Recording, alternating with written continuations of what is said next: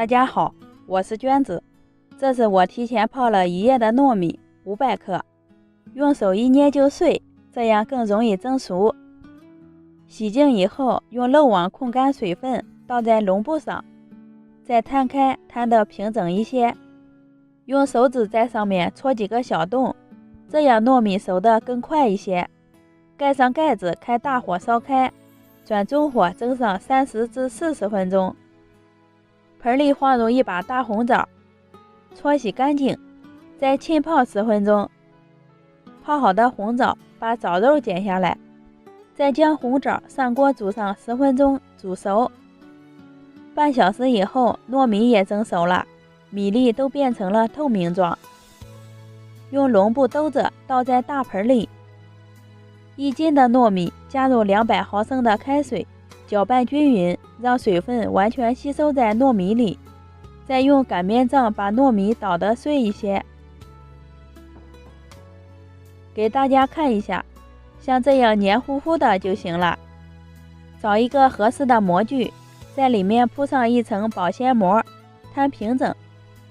放入2勺的糯米，戴上一次性手套，然后按压平整一些。铺平以后，再放一层红枣，然后再盖上一层糯米，还是同样的按压平整，把红枣完全盖住。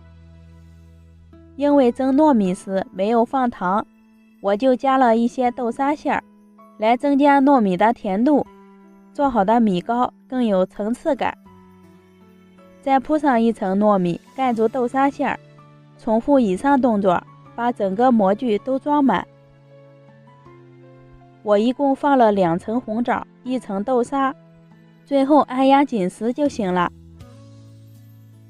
用4周多余的保鲜膜把米糕包裹住，再放上一张吸油纸，盖上一个盘子，上面放一盆清水，静置1个小时。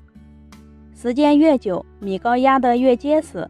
我们把表皮的保鲜膜慢慢的揭掉，看着就很诱人，馋到你了没？抹一层清水，切的时候不易沾刀，切成小块就可以开吃啦。这样做的糯米红枣糕，软软的，黏黏的，还有红枣的香甜，比粽子简单还要好吃。吃不完的可以放到冰箱里冷藏一下，冰冰凉凉的更好吃。喜欢的朋友可以试一下。我们下期见。